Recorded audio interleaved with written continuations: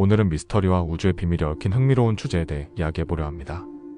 바로 과거 51구역에 외계인이 추락한 사건이 있었다면 외계인을 보낸 외계 행성에서 문제가 생겼다는 것을 알았을 수도 있는데 왜 다시 와서 조사를 하거나 문제를 일으키지 않았을까? 라는 질문입니다.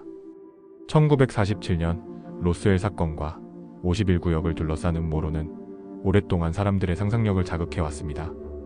만약 외계 우주선이 정말 추락했다면 그들의 고향 행성은 왜 조용했을까요?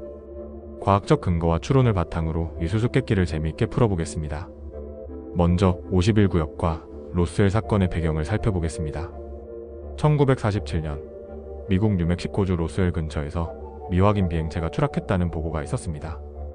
당시 미군은 이를 기상 관측용 기구라고 발표했지만 음모론자들은 외계 우주선과 외계인의 시체가 51구역으로 옮겨졌다고 주장합니다.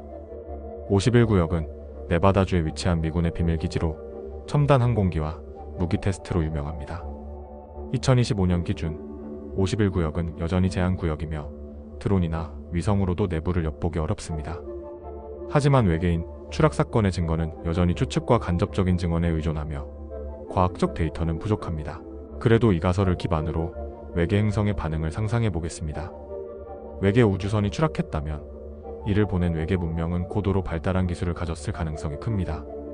지구에서 약 4.2광년 떨어진 프록시마 센타우리 같은 가까운 항성계에서 우주선을 보냈다고 가정해 봅시다.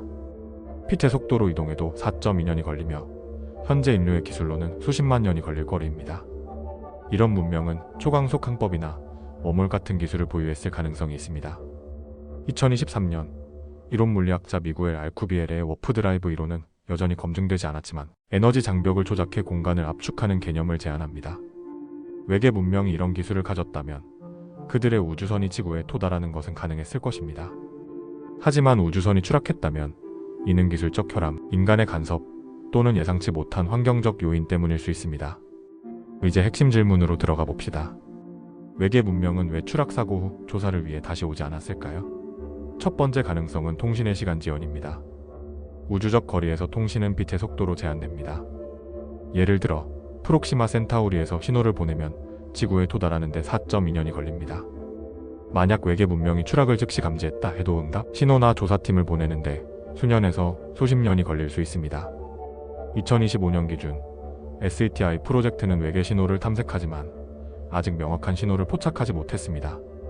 외계 문명이 전파나 레이저 통신을 사용한다면 우리가 그 신호를 놓쳤거나 신호가 도달하지 않았을 가능성이 있습니다. 또한 양자통신 같은 초고속 통신 기술을 사용한다면 우리의 탐지 기술로는 감지하지 못했을 수 있습니다. 2024년 중국의 양자 위성 실험은 1200km 거리에서 양자 얽힘을 통한 데이터 전송에 성공했지만 우주적 거리에서는 아직 검증되지 않았습니다. 두 번째 가능성은 외계 문명의 의도적 침묵입니다. 고도로 발달한 문명은 동물원 가설을 따를 수 있습니다. 이 가설은 외계 문명이 지구를 관찰 대상으로 간주하며 간섭을 피한다고 주장합니다. 1960년 천문학자 프랭크 드레이크는 드레이크 방정식을 통해 지적 생명체의 존재 가능성을 추정했으며 2023년 연구는 은하계의 100개에서 1000개의 지적 문명이 존재할 가능성을 제기했습니다. 이런 문명은 윤리적 원칙이나 우주적 협약에 따라 지구와의 접촉을 제한할 수 있습니다. 추락 사고가 발생했더라도 그들은 추가 개입이 지구 문명에 혼란을 초래한다고 판단했을 수 있습니다. 예를 들어 인간이 동물을 관찰하며 동물의 자연 상태를 보존하듯 외계 문명은 지구를 방해하지 않으려 했을 가능성이 있습니다. 세 번째 가능성은 기술적 한계나 사고의 미인지입니다. 외계 우주선이 추락했다면 이는 그들의 기술이 완벽하지 않음을 시사합니다. 예를 들어 우주선의 통신 시스템이 손상되어 본부에 사고를 보고하지 못했을 수 있습니다. 또는 우주선이 자율탐사선이었다면 본 행성에서 즉시 추락을 감지하지 못했을 가능성이 있습니다. 2024년 나사의 보이저 1호는 240억 킬로미터 거리에서 통신 오류를 겪으며 데이터를 전송하지 못했습니다. 외계 우주선도 비슷한 기술적 문제를 겪었을 수 있습니다. 또한 외계 문명이 지구를 중요하지 않은 행성으로 간주했다면 추락 사고를 조사할 우선순위가 낮았을 수 있습니다. 칼 세이건의 창백한 푸른 점에서 지구는 우주의 작은 점에 불과하며 외계 문명에게는 수많은 탐사 대상 중 하나일 뿐일 수 있습니다. 네 번째로 외계 문명은 이미 조사를 마쳤을 가능성이 있습니다. 추락 이후 그들은 은밀히 지구를 방문해 조사했을 수 있습니다. 나노 기술이나 스텔스 기술을 사용한 탐사선은 우리의 레이더나 망원경을 피할 수 있습니다. 2024년 미 국방부의 저녁 이상 현상 해결 사무국은 미확인 공중 현상을 800건을 조사했지만 외계 기원에 대한 증거는 찾지 못했다고 발표했습니다. 하지만 고도로 발달한 문명은 우리의 탐지 기술을 초월하는 방식으로 조사를 진행했을 수 있습니다. 예를 들어 나노봇 군집은 지구 대기를 스캔하며 추락 잔해를 분석하고 본 행성으로 데이터를 전송했을 수 있습니다.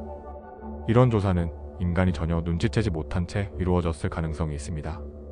다섯 번째로 외계 문명의 사회적, 정치적 상황을 고려해야 합니다. 만약 외계 문명이 추락을 알았다면 그들의 내부 상황이 재방문을 막았을 수 있습니다.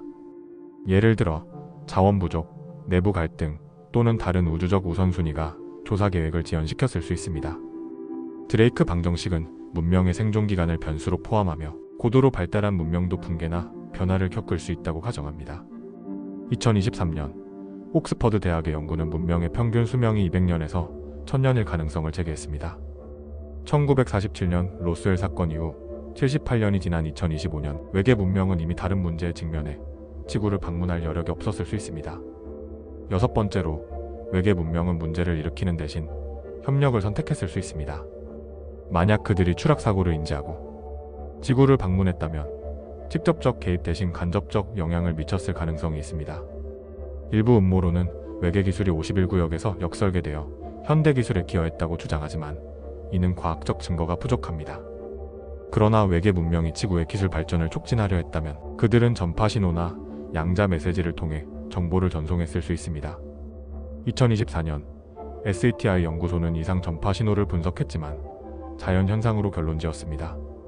외계 문명이 의도적으로 신호를 모호하게 보냈다면 우리는 이를 인식하지 못했을 가능성이 있습니다. 이제 반대로 생각해 보겠습니다. 외계 문명이 지구를 다시 방문하거나 문제를 일으켰다면 우리가 이를 감지하지 못했을 가능성은 없을까요? 현대 기술은 우주를 관찰하는 데 한계가 있습니다. 예를 들어 제임스 웹 우주망원경은 2025년 기준으로 외계 행성의 대기를 분석하지만 초고속 우주선이나 스텔스 탐사선을 탐지하기는 어렵습니다. 또한 외계 문명이 중력파나 뉴트리노 같은 비전자기파 통신을 사용한다면 우리의 탐지 기술로는 포착 불가능합니다. LIGO는 2015년 중력파를 최초로 관측했지만 외계 문명의 신호를 구분할 기술은 아직 개발되지 않았습니다. 마지막으로 로스웰 사건 자체가 외계 문명과 무관했을 가능성을 고려해야 합니다. 과학적 회의주의에 따르면 로스웰 사건은 미군의 비밀 프로젝트 모글 프로젝트로 설명됩니다. 이는 냉전 시기 소련의 핵실험을 감시하기 위한 고고도 기구였습니다. 1994년 미 공군은 로스웰 사건의 잔해가 기상기구와 테스트 더미였다고 공식 발표했습니다.